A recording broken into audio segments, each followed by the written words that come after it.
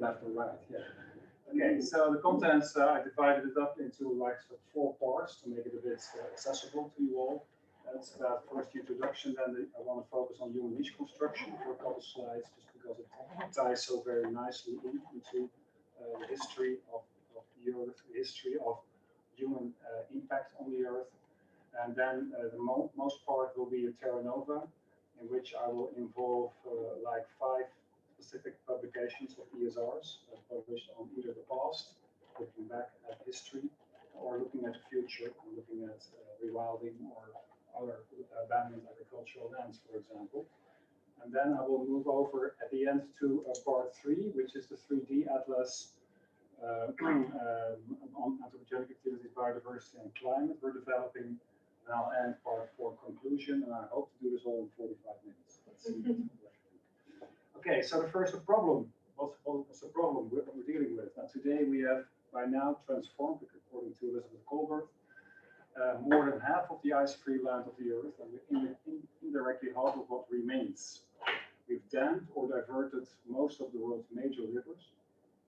Fertilizer plants and legume crops fix more nitrogen than all normal ecosystems combined. Planes, cars, and power stations emit 100 times more CO2 than volcanoes do. And we now routinely cause earthquakes. If you follow the news from the Netherlands, you might have heard that the people in Groningen, in the northern Netherlands, are very seriously threatened by the gas exploration, which is causing earthquakes, which are damaging their houses. And so there's a direct relation. We as humans are capable of creating earthquakes.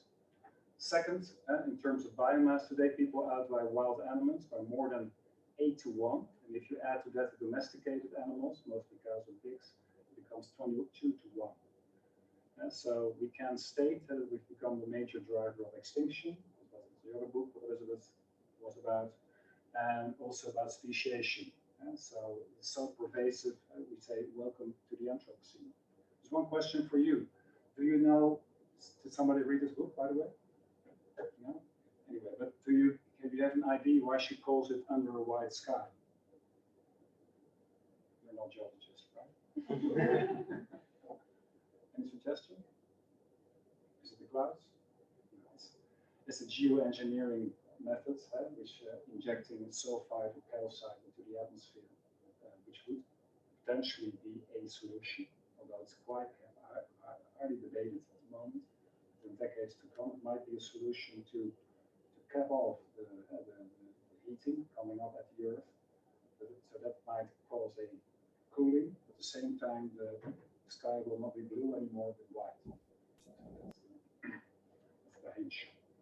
Okay, the Anthropocene. This is from there was a Maslin about said already that human activity is now global and the dominant cause of most anthropogenic environmental change, contemporary environmental change, and that because it's observed in the record, it's observable in the geological record, which especially for the millions of years of the future, suggests that a new epoch has become.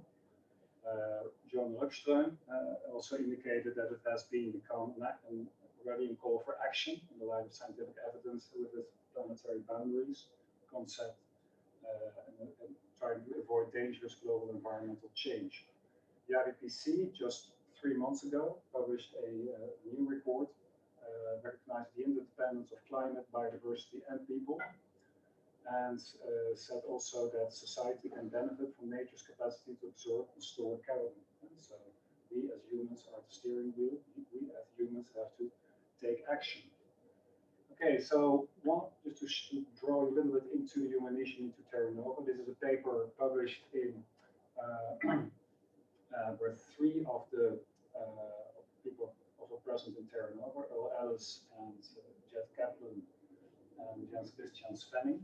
There's a paradigm among natural scientists, conservationists, and policymakers that human transformation of terrestrial nature is mostly recent and inherently destructive, and with more up to date, especially global reconstruction of historical human populations, show that the paradigm is likely wrong, because the current biodiversity crisis can seldom be explained by the loss of inhabited wildlands resulting from colonization, intensifying use of biodiverse cultural landscape, long-shaped and sustained by prior societies, and meaning in fact that we as people have been changing this environment, have an influence and impact on the environment for a long time already. And it's not that it's just that the nature we had 200 years ago is our pristine baseline anymore. So these authors, as we also will claim in this paper, are recognizing that this deep cultural connection to biodiversity will be essential to resolve the crisis. Okay, so over the last decades, biodiversity has declined sharply due to land use, intensification, urban development, and climate change. In addition to biodiversity loss, intensive land use has resulted in soil subsidence, eutrophication, land, water, and air pollution, and increased greenhouse gas emissions. And landscape transitions can only be achieved by close collaboration of scientists, landowners, citizens, and other stakeholders, with the aim to apply interventions in the landscape that are effective to restore biodiversity and essential ecosystem function services, including rewilding. Okay, so we come to the concept of human niche construction. This is a sort of very holistic diagram that shows, in fact, all the events happening 2 million years ago, and that has a sort of focus on the past 40,000 years. Starts, in fact, with the origin of genus Homo and the development and taking up of maybe migration into other areas, the effects of body size increases, the organizing hunting, maybe creating art as specific events in human evolution. Then, of course, a more rallying development in the latter Holocene. So I was reading Elizabeth Colbert, I think yesterday, and the latest book, and then she showed also a nice climate record of the past, showing how with the Danskar-Usher cycles, which you might have heard of, these very rapid climate changes, and they are rapidly changing through time, and then this Holocene is a remarkable plateau of stability. So there was a scientist she met. She said if the Holocene would have occurred maybe 50,000 before, so maybe in the middle of the Black Sea, for example, that we have a plateau there, then probably our whole development would have occurred 50,000 years earlier, because we are so related, in fact, to climate in that sense. Okay, on with human niche construction. Both have similar activities. So I guess you will all recognize the beaver out there, and as the beavers are, we humans also have our own beaver activities. We also dam rivers, we also build houses for ourselves to conquer our environment. But of course, the impact of humans is a bit more than beavers. So that's where the concept of human niche construction is founded on. So niche construction is defined as the capacity of organisms to modify their environment and influence their own and other species' evolution. And basically there is, the human niche construction adds in fact an ecological inheritance through social learning and physical elements to the next cycle. So here's the ecological inheritance, and it goes parallel with the genetic inheritance, which is also a normal evolutionary concept, going from one cycle to the other cycle. When we take this into the discussion, a paper by Landau, that takes this genetic component also as a changing factor, where you have niche construction activities into a changed environment, and you can have changing on autonomous environmental processes, but there's also a modified gene frequencies. The gene sequence also gets influenced. There's also evidence for that, that you have changed perception of environment, changed genetic basis of behavior, and this might also be an interesting way to research in the future how we look at behavioral sciences, how people come, how can they be able to do other behavioral things. And it's a way also to look at niche construction theory discussions from a broader perspective. So you certainly are not coming there with geology or archaeology alone, and you need other disciplines to help you in that. This is just one couple slides from a research design I showed in the past, not a presentation, also publications to look at geoarchaeology or landscape archaeology with testing these places on past human occupation and look, in fact, on to see if we can find in archaeological project, geoarchaeological project, also evidence for this human niche construction, which of course happens everywhere. One colleague, Renate Garrod from Germany, she did a research, published this also a while ago already, about solarized archaeological features in the Neolithic settlement region, the Lower Rhine area. And the interesting thing is that for all the time, they know that they considered natural luvic phaeozones or Chernozemic soils, but they were not true, they were an archaeological feature. And also no less with the human-induced colluvial parent material. So this research also more human-induced features and soils were developed, which were in older times considered as more natural processes. This is a couple papers from a workshop in the Rachel Carson Center. It was named after Rachel Carson, who wrote Silent Spring in the 1960s in the US. Also one of the first advocates, in fact, would say, of the Anthropocene, showing the danger of fertilizers in the world, and the chemical reactions with it. Rachel, this was a workshop where we published a lot of the human niche construction at work. Okay, to conclude also this part one, we can say that human niche theory studies are scale dependent, and that they that its natural processes usually are, which are invoked by human intervention, are usually difficult to interpret on a local scale. So it fits in the concept of the lecture series. Human niche construction, you need to use a multi-scale approach to recognize these. It can say something about its nature-culture dichotomy. It can analyze parameters of pure unchanged natural environments before humans have their influence.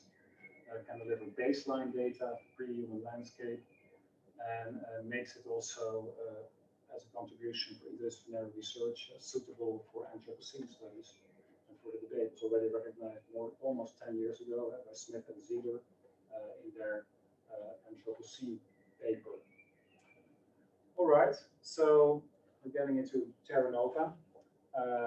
This is we call this a landscape-based response to this great challenge. That's what we have. Like we said, we got funded in 2018. We've been running since 2019. We will be finished next year. Of course, we also had the Corona pandemic, like the whole world has a Corona pandemic. So we also have to deal with that. And as a consortium, we had to move also our physical meetings into online meetings, which also gave, of course, a different result. And you, of course, had each other in person. Okay, so Terranova has the concept of energy regimes through time.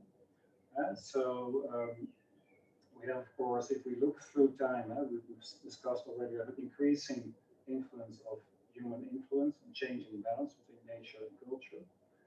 And we actually combine these different energy regimes from the hunter-gatherers, the agricultural timber regime, and also the more fossil energy regime 3, and that we have specific periods within archaeology, and we have to move into this low-carbon society, which is ahead of us, and for some of us maybe closer than for others. So this is the basic setup, the concept of the energy regimes. This is the Terranova structure. We are in the teaching, we're training a new generation of ESRs. In work package 2, we're reconstructing past environments and energy regimes. And so I'm going to show you some papers from. These are the 6 ESRs, early stage researchers, which are looking at the past from archaeology, on geology, or even on ecology, fauna and plants, to look at how things have changed in the past, how things have evolved over the past. They're going to give these data to the work package 3, where they rethink the human-environment interaction. This is actually the work package in which the atlas is made, which also climate researchers and atlas researchers and mega-fauna researchers are present in there. And they are all actually delivering climate scenarios, land management scenarios. To work package 4, we're redesigning land management and tools for policy. So this is our setup. This is the heart, in fact, of our research in Terranova. That's 15 PhD candidates working in their final year, mostly, to get finished with this. We have 11 beneficiaries, 14 partners, 13 universities. We're spread over Europe. We have disciplines far-ranging, so from archaeology, geology, ecology to landscape management. And we have also local expertise in field lab areas. So we've structured our research with a Southwest European field laboratory, Southeast European field laboratory. This is Spain, Portugal. This is Romania.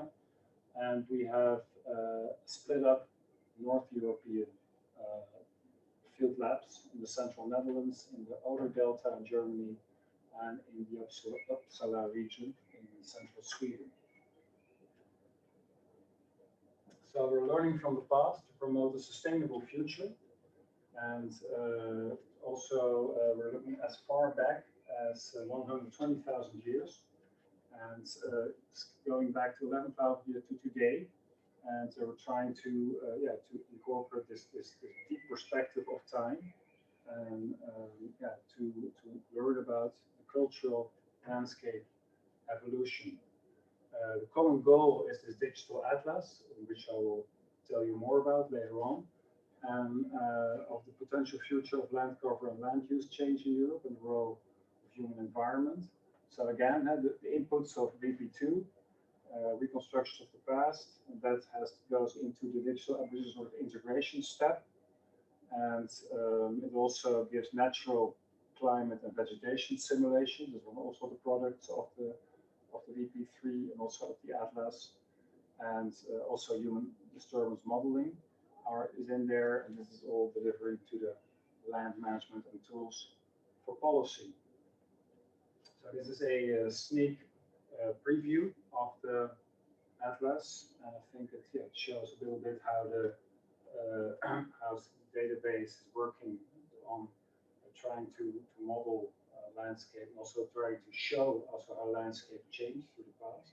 So we want to make it also as an appealing format for policymakers and researchers to see how deep changes in the past have been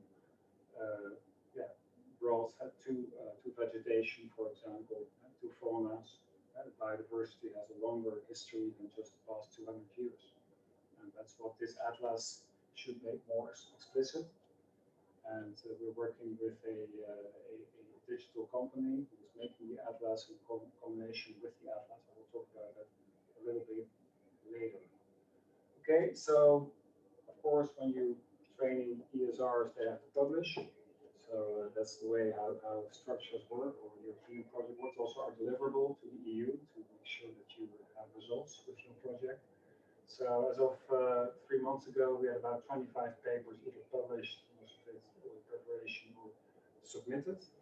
At first, I want to focus now on the past 3 papers. So one is I already talked about with Nick on a paper in land, which was published by Karin Hadlestad. One of our Uppsala ESRs, coping with risk, deep time perspective on societal responses, ecological uncertainty. And I'm going to show you a couple slides, just some figures and mainly conclusions, just to give you sort of an overview of the paper to take it with you. And so they had a first evidence for a new type of niche or land use practice with the appeared in fact with agriculture. They also showed that metal production, of course, in Bronze and pre-Roman Iron Age, and that land use became more spatially diverse, starting around 300 BCE, the early pre-Roman Iron Age. And this was a application, in fact, of the niche construction concept. And in this, they also used a lot of radiocarbon dates and kernel processes also to combine with their historical reconstruction to make it more substantial. And also in these diagrams, you can see that specified metal production, also agriculture increased through time, and that there also is a specific link also with the metal production and also with the deforestation in the area. Of course, each landscape is different. So the central Sweden landscape is also different from, for example, Northern European or Southeastern or Southwestern. That makes it also interesting to invent.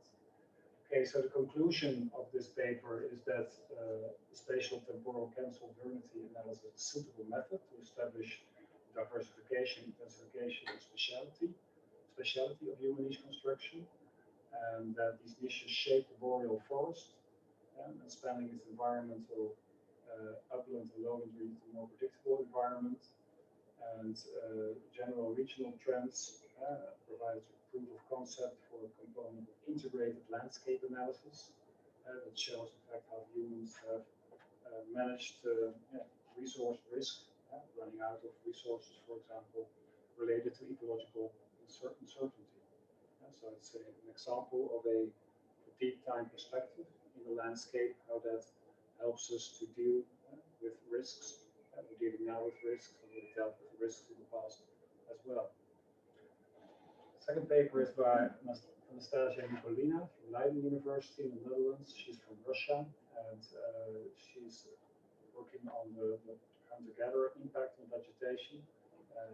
And she looked at hunter-gatherer niche construction activities in pre-agricultural Europe. She had two approaches. One is on the ethnographic studies and looking at hunter-gatherers' impacts, and the second is to look at these impacts both for the Eemian, the last interglacial, the middle Paleolithic, and the early middle Holocene, Mesolithic. That's looking at two different time periods. And already, one of the outcomes of the paper is that we cannot establish a clear-cut difference between them, because of lack of data, we don't have specific anthropogenic climate megafauna impacts for either time in this period. What we do have, maybe some of you know this also, is the Neumark excavation in Germany, which is the only excavation in Europe which shows Eemian habitation. And that also has a lot to do, to my opinion, also with the appearance of Eemian deposits. Most of it is gone, is eroded. So this is a place where it is present. And it shows, in fact, how in this sequence multiple anthropogenic activities, mainly also regenerative vegetation based on burning episodes, were already in practice in the area. So people 120,000 years ago knew they had fire, of course, obviously, and they knew also how to burn vegetation and how to work the land into for their hunting behavior. And so this is quite a clear evidence. The problem, of course, with it is that you cannot correlate one point in Europe all over Europe. And that's the only thing we can do. We only have that as physical evidence, of course. The other picture here shows about the Mesolithic and shows also clear reforestation after a burning period. And looks at these proxies also as a tool, in fact, for human impact by hunter-gatherers. So to conclude, there are three categories: the modification of vegetation communities via burning, small-scale plant manipulation, which is a sort of precursor of the agricultural revolution, a landscape modification to impact the presence of large animals in their abundance in specific locations. So similar sets of proxies exist for both possible Neanderthal and Mesolithic firing of vegetation. And future studies should mainly rely on new evidence, for example, sediment DNA, phytolith starch grain, with a local spatial resolution, which is the scale, in fact, of hunter-gatherer activities. And to bring that to a larger scale, we're working via modeling, using, of course, these proxies as input for the model to test modeling. So we can model subcontinental and continental. Okay, the final paper is this past Terranova research is by Alexander Martinez. He's my own ESR, based at VU. He's from France.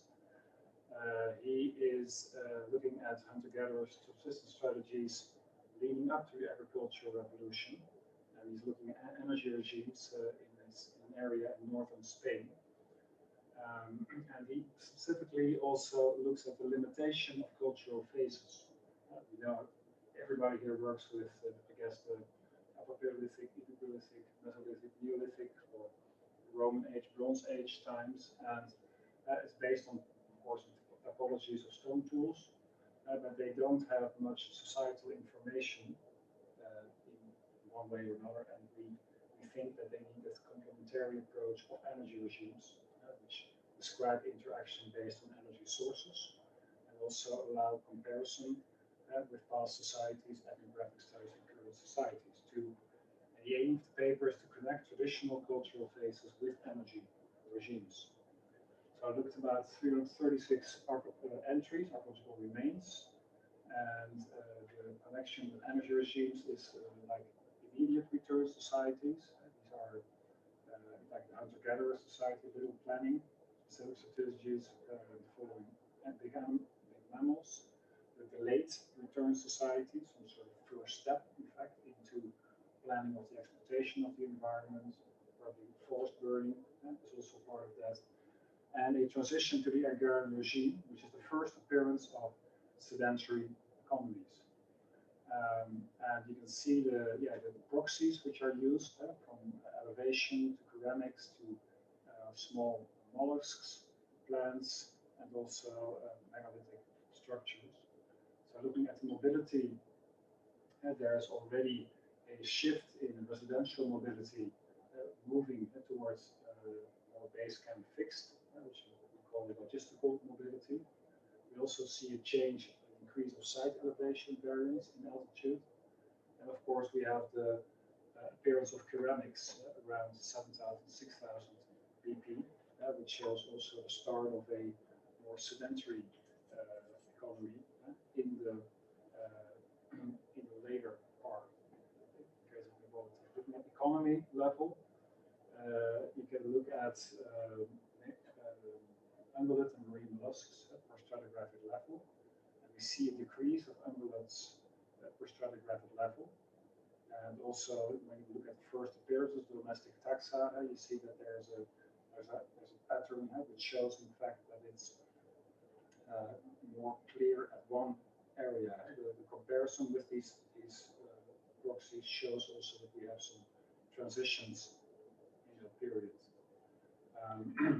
And the increase in proportion of young individuals in hunted ungulates, which you can see over here, is also increasing.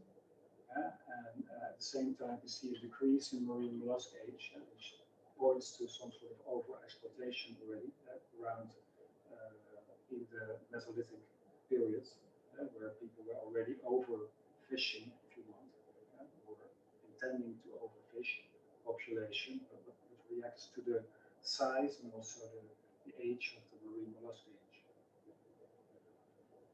Then finally, the appearance of megalithic structures is the appearance of burials. There's burials, of course, changing to the Epipaleolithic and Mesolithic, and there's the first appearance of megalithic structures. These are very large structures in the landscape, which appear also at the transition time. To conclude, there's a connection of cultural phase with energy regimes. We can link these immediate return societies to the older hunter-gatherer societies. Then we have the transition, immediate delayed return around this Epipaleolithic and Mesolithic periods before we go into the transition hunter-gatherer African regime. So basically, it's a way of quantification. My ESR told me that basically the agricultural revolution doesn't exist. So it's such a gradual change in phases over time that you cannot call it a revolution happens overnight, right? That's what we think of the word. So the term revolution might be up for revision, maybe in that sense. Okay, so that was to the past. Now, all the information from the past, how energy regimes were changing over time in archaeological history, And how does it look like in the future? So I'm going to look at 2 papers from ESR. So we're also going to look at 2 of the white papers we wrote all together, and we're publishing in 3 in Terranova. Okay, this is a paper by Josiane Sieber. She's at Leipzig University working, and she's actually one of the most productive ESRs. She's already a 3rd or 4th paper, so she's really interesting. I selected one of them. This is the one in ecography, an assessment of rewilding that's crucial in improving its restoration outcomes and also informed implementation at scale across Europe. She worked with the so-called Delphi technique, and to set up interchange with workshop participants. Look at the objective with that selection of participants. These were about 18, and also start with sort of iterative approach with the participants to get to a reporting and to analysis. This is to become sort of a common agreement over what you as policy makers or as landscape managers want to take, and look also at different scales across variable landscape. So she looked at scores at about 7 regions in Europe. She said that rewilding scores have improved in 5 sites, but declined in 2, partly to the socio-economic region. These are the 2 in the red here. You can see over here.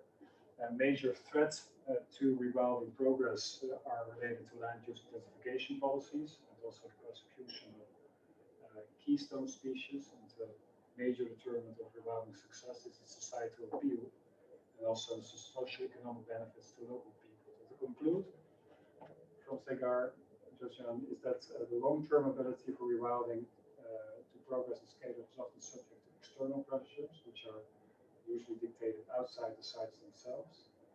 Many important changes rely on a legal and policy framework, which can only be changed or affected at the EU level. Rewilding measures start to make positive change at global scales. Future intervention efforts should be more complemented with policy measures and advocacy that rewilding is to be scalable across entire landscapes. Better land use planning is needed at the national level and to determine where's the potential for rewilding to be more effective. And of course, the public enthusiasm, which is instrumental for rewilding success. Everybody's cheering for the wolf, coming back to Europe. And that might be harnessed and channeled towards achieving those goals and allowing rewilding to scale up. So we may as well have marketing experts working with us to bring this further. Okay, Catherine Fayette, she's working at IUCN in Brussels. Catherine is from France. Also, she looked at review how abandoned, especially focused on the abandoned agricultural areas, because we know that people are leaving agricultural land in Europe. It's a process which has been going on for the past decades, which will continue for the next decades, because all the young people are going to the city. So nobody is left basically in the countryside. So the agricultural lands are abandoned. And in this paper is also explored how landowners manage these abandoned lands, given different policy options available, and also collected suggestions to address these challenges. So in the paper they have recommendations for future policies to enhance the potential of abandoned lands to address these challenges, and also to develop recommendations for future policies to enhance to contribute to achieving European Green Deal, and also to build an overview of the current trends and challenges in Europe, combining policy review and expert reviews. These are some of the possible trajectories and respond to the landowners' decision making regarding the main policies reviewed. And this is what you can see that some of the potential trajectories, decision making in European Green Deal related policy. So in the middle, of course, the potential of the abandoned agricultural lands. And you can see how complex the management policy is also to reach that goal. So that's why we need this research also to look at the incentives and constraints, in fact, to probably use this potential of agricultural land to increase function, rural development, biodiversity, and also climate and energy. This is a selection of main challenges is identified in expert reviews, and focusing on the same things as biodiversity, climate and energy, and rural development. With these themes, they are the same themes we pick up with our atlas later on, but also looking at basically the opportunities for abandoned land. And for example, the term abandoned land is not even mentioned in the European Green Deal. So that is already a big problem, only once vaguely somewhere at the bottom. So it needs also to be incorporated into much more opportunities also for future landscape planning. Okay, so few manage of abandoned fairlands. As we integrated policy approach and careful spatial planning are required for nuanced treatments according for variation biophysical and socioeconomic characteristics, and governance characterizing different European regions. The gap between policy objectives and implementation of land use deciders needs to be reduced to achieve more the deals, in fact, which are already defined in the European Green Deal for climate, biodiversity, and rural development. Okay, so to bridge this gap between science and policy, we also are making white papers to look at recommendations for sustainable landscape management strategies, where we stress again to understand the deep history of European landscapes, to apply reservoirs of knowledge and experience that the landscapes compass for nature conservation, landscape planning, and sustainable livelihoods, and also to shift academic curricula to demonstrate intelligent and innovative solutions for problems of land abandonment, stewardship, and rewilding in this process of transition to a low-carbon society. So this was the setting the stage, in fact.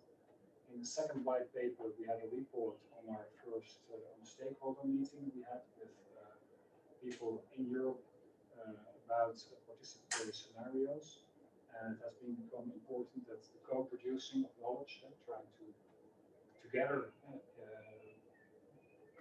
come up with the solution, this can become common practice. And that accounts for land use changes at various spatial and temporal scale, and also to involve the early stage, local regional stakeholders to understand the complexity of these different case studies. Okay, are you still alive? Right, so we have two parts, and they basically form, in fact, the introduction to part 3, which is what sort of lessons can we learn from this, and how does this Atlas database draws lessons from ancient landscape use for future European landscape management. So the overarching aims of the Terranova Digital Atlas is a 4D atlas of human environment co-evolution. We also call them the ABC. It's anthropogenic activities, biodiversity, and climate. That's all it is in a nutshell, right? And rethink human environment interaction. That's maybe one of the most important aims also of the Atlas, because we need to rethink, not that we just changed something with the Industrial Revolution or 200 years ago. No, we changed it much earlier. And the impact of humans is a much larger impact and has been longer going on. So one of the Atlas can be used for researchers to develop interdisciplinary synergies, the energy regimes. The vision, in fact, of the Atlas is based on resources and energy sources of humans, which makes it also maybe at a logical period to make this transition to a low-carbon society, and to inform policy and users about environmental context for landscape management. So most ESRs elect or choose 2 or 3D maps that come up from their research and can be integrated. So this is, for example, a vegetation distribution from Toulouse. And on the right, you see the Megafauna range from Michael Davolo. He's reconstructing This would, for example, the Eemian distribution of the fallow deer. Other examples are, this is a agent-based modeling of Iberia by Anastasia Nicolina. And we also have climate modeling by Skłodowska-Curie by Frank Arthur. The meaning is that all these different thematic maps, thematic data are integrated in the atlas to come up with the ABC vegetation. So the interrelations and the need for the atlas are with climate, humans, fauna, and vegetation interacting differently and getting into entities over time in the atlas. So the atlas will have a temporal time frame in it, also which changes the landscape over time. It also changes, for example, the impact that humans have on biodiversity, on climate, and we can make this visible. So we have worked with GeoEngine, which is a German company, which makes this user-editable symbology, and trying to make here, for example, pre-industrial time periods and climate layers for the early Holocene. And these are two different time frames at the moment. But here at the top, they're making this shift to make this shifting also the time frame in it. And on your right, there is another reversing color. The use of color and the editing of colors, of course, an important aspect of the atlas to make it attractive. Okay, these are some technical data. So at the moment we're using the software called RScript, where we make it accessible to ESRs to directly input in the atlas, to get their data into the atlas so that it can be generated into map scale, into geographical areas. And we're making, in fact, these atlas in this process. Okay, to conclude, the classic nature story, and I borrowed this from our advisory board member, Earl Ellis from Baltimore. He's also overlooking Terranova. From time to time, gives us his critique. He says that the classic nature study is an ecology stirred by humanity. That's how we basically were raised also in nature, in schools, and in books, and in publications, so forth. This is what we usually think. But the narrative for the Anthropocene is that we have ecologies embedded within human systems.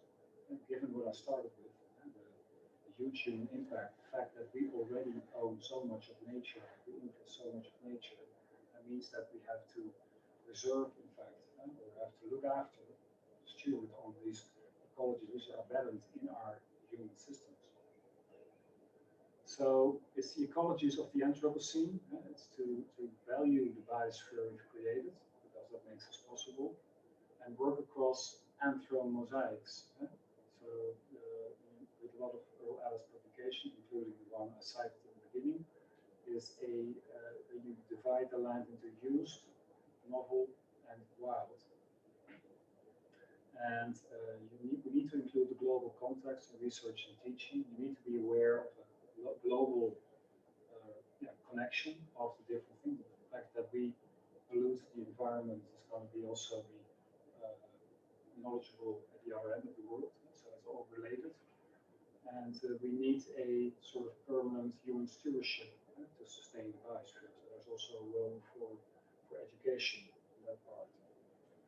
Okay, so it's engaging landscapes toward a better Anthropocene, anthropogenic landscape, sustaining humanity, sustaining nature, and trying to observe structures, trade-offs, and opportunities, negotiate. We also have to deal with engineering, with design, with emergence. We have to engage stakeholders, resources, nature, and we have to scale from local to global. Here we're back to your theme of the Garrod series, where it already is in there. So the impact of the atlas in Terranova is an transdisciplinary approach to inform policy measures on landscape management, to disseminate and communicate landscape management across sustainable agriculture. We abounding opportunities and attractive landscapes for European policymakers. Show also with the atlas that the anthropogenic activities, biodiversity and climate undergo dynamic changes throughout history and also throughout deep history. And to advance ecological science and conservation in increasingly anthropogenic biosphere. Science is nowhere if we do not stop to ask questions. So the big questions are with the atlas, which we're also going to evolve into a MOOC, we're going to develop is what lessons we can learn for future generations, and how can we design the atlas in an attractive way to incorporate clear policy choices in landscape management. Okay, so I'm happy to take any questions. Let's stop over here.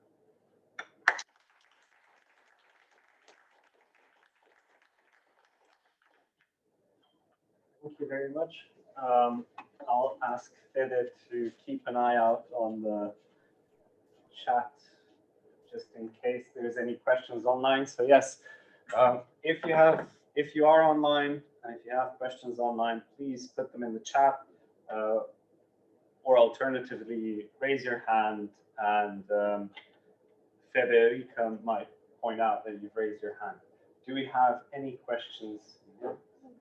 Thank you so much for this amazing overview. I was wondering about the eventual impacts and getting it in front of policymakers and the people who need to see it and understand it. So how are you going about that? And I know that can be really difficult. How do we get Boris Johnson to sort of read this and understand it? What's the strategy? How do we get the policymakers? Right. Yeah, that's a very good question. That's the big question also in our project, of course. How do you reach policymakers? So 3 months ago we were in Brussels. And we also with a meeting in Brussels. We called our meeting the Brussels lunch, and because we wanted to reach out to policymakers and show them that with our project has the intention. I don't know how many mails we sent out and how many people, organizations like the Brussels organization will collaborate with us, trying to mix into the environment and trying to invite people. The only parliament member we got was the security officer who turned up at our meeting, and which says that they're all buzzing with Terranova within the European Parliament. Only one showed up. So you need to address them with a different tone, different message. And so you need to drink a cup of tea with them, most likely. So it needs a bit one-on-one. It needs to be more, not to be like this. This won't work for policymakers because they get afraid of being burned down or doing the wrong thing. They want you to engage with them. So I think that the work of engagement with policymakers is in multiple ways, and just also listening to their needs and to their problems, and then trying to convey the message. Okay. Big challenge. Yes. Stefani. Thank you very much. I suppose I have a very practical question. You've showed us the Terranova Atlas a little bit, but I'm curious about how it basically works. Is it only thematic maps, or if it is not, what are you working at to enable your user to interact with these different layers and come up with a map that is meaningful to them? If you could spend a bit of time just explaining the dynamics of how it works, especially with the interaction of the different maps.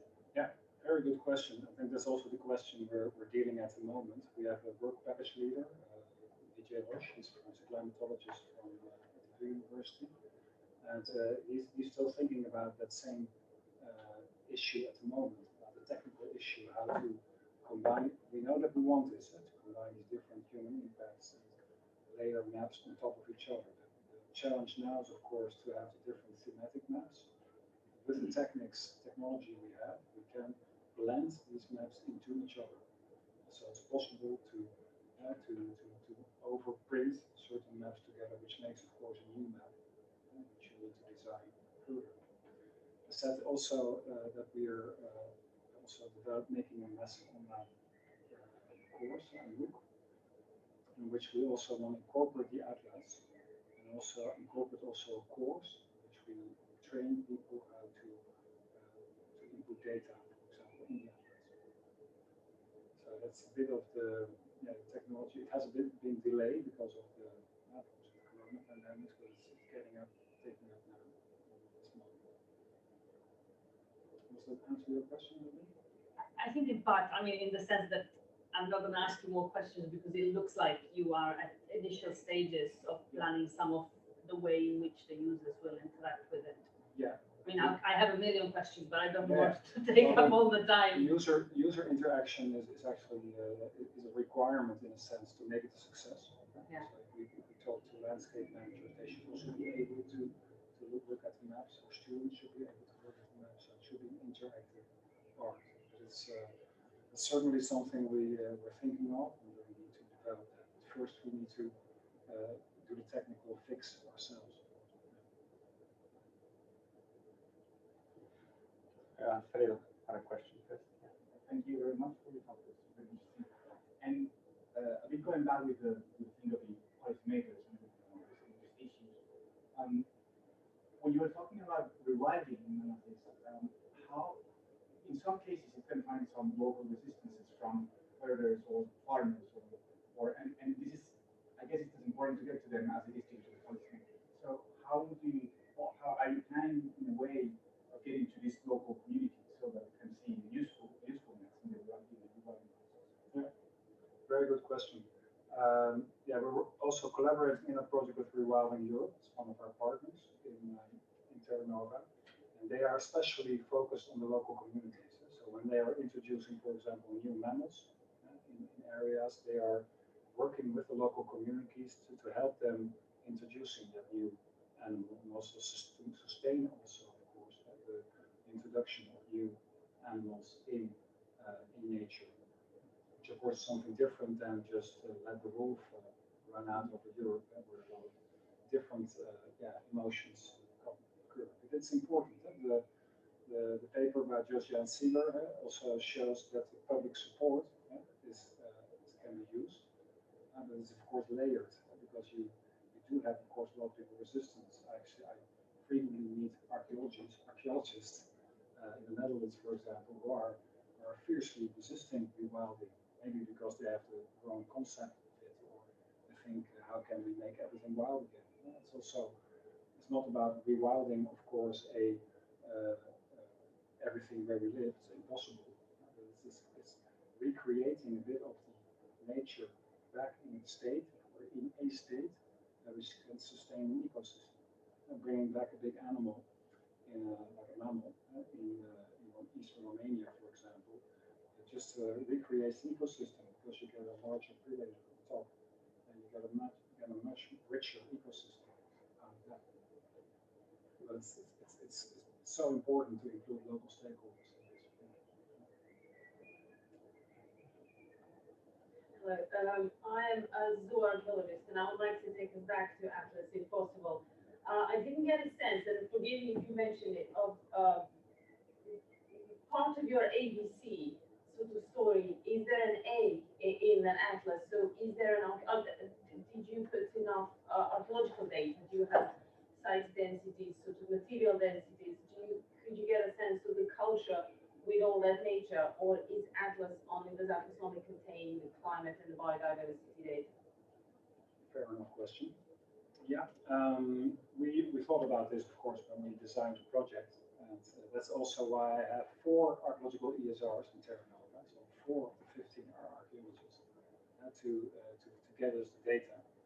But even then, we cannot do all of Europe. It's just too big. It's too much. So that's why we made these research laboratories in Spain, Portugal, and Romania, and Northern Europe, where these 3 archaeological ESRs are basically looking at the data, reviewing the data. Like, for example, Alexander Martinez has looked at 336 entries from this hunter-gatherer period to look at trends, in fact, in the area. So the ideal is to get all these ESRs working on these data sets. For example, our Romanian ESR is working on the zoo archaeological database in Romania to get from there work out the human trends and human impact in the area. Yeah. Don't see any questions online. Yeah. Thanks for a great talk. Can I pick up on the relationship between the long-term historical and archaeological data and the policy work? So you gave us two papers, one looking at rewilding, one looking at abandoned land, which are very policy focused. So how are they informed by that long-term history, whether it's archaeological data, whether it's the atlas, etc.? How does that play into that policy work? Very good question. The policy work, so in those papers specifically, not the past history is mentioned, of course, in these flow diagrams also, but it's of course not directly at base, so because it's also the first papers. It should increasingly be integrated. So these policy measures are in fact related by this past history. One of our researchers, Marco Davoli, is a megafauna expert. He works as far as an Eemian and on early Holocene fauna, megafauna dispersal, but also future images. So he tries to integrate that. I think, to answer your question properly, I think we need to finish the atlas first, or make the atlas working and make it interactive, because I think the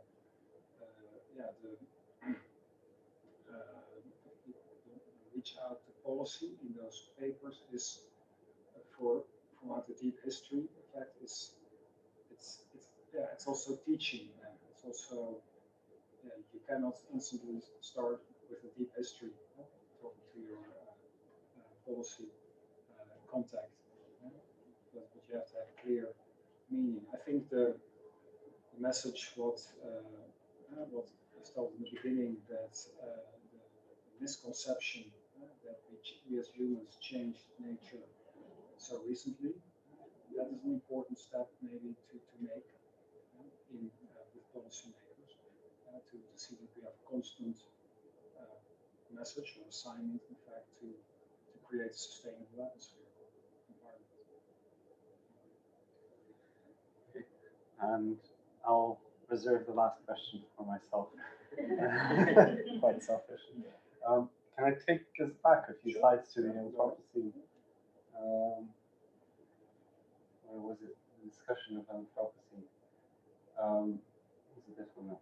Yeah, a narrative of Anthropocene within human systems. I think that's kind of what a lot of archaeologists are trying to do, and kind of seeing, yes, humans have always modified the environment, this is how we live with it, but there's kind of two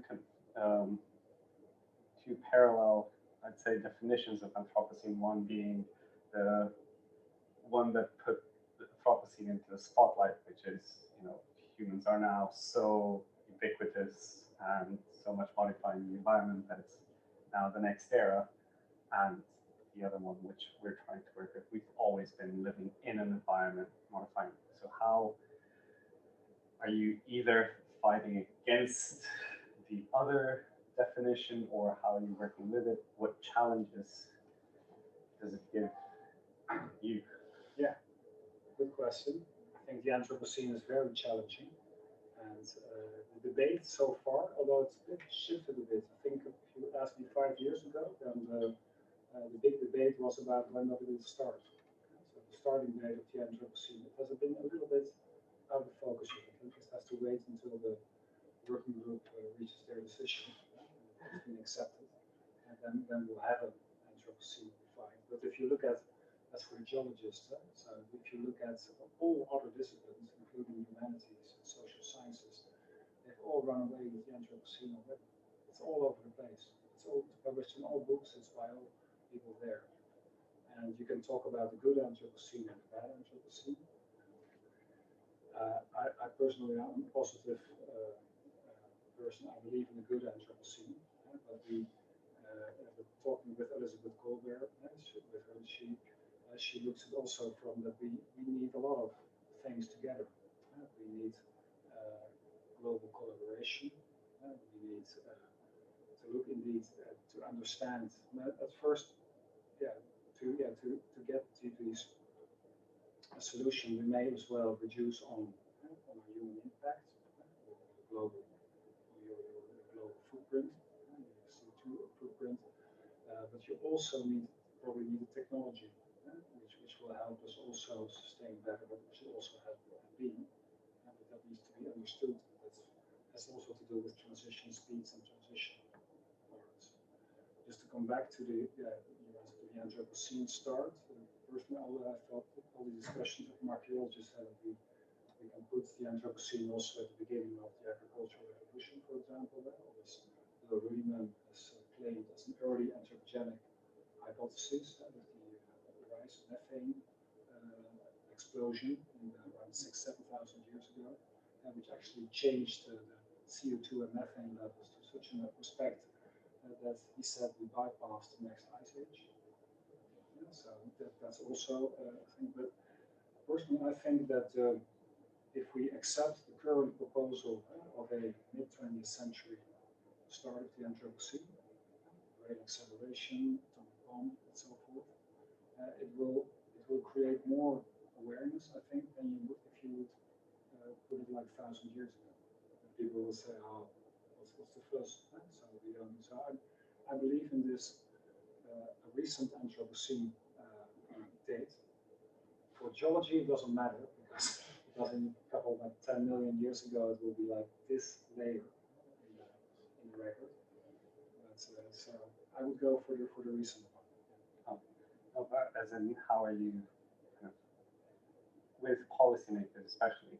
I think the geologic Anthropocene kind of this great acceleration would prevail versus working or to them explaining, look, we've always been within the environment. True. It's double. So it's complicated because one thing you kind of make them aware, but on the other hand, for example, with the Alice's model, we have always been gradually over the Holocene have been taking over the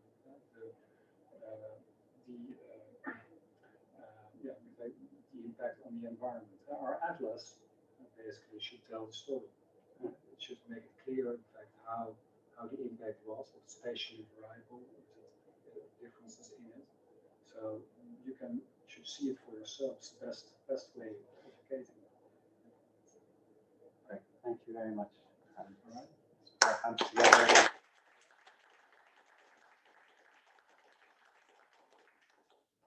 Thank you everyone online for coming, and thank you everyone here.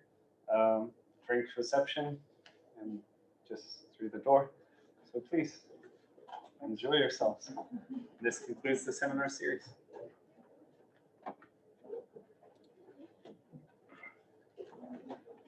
That way is the camera.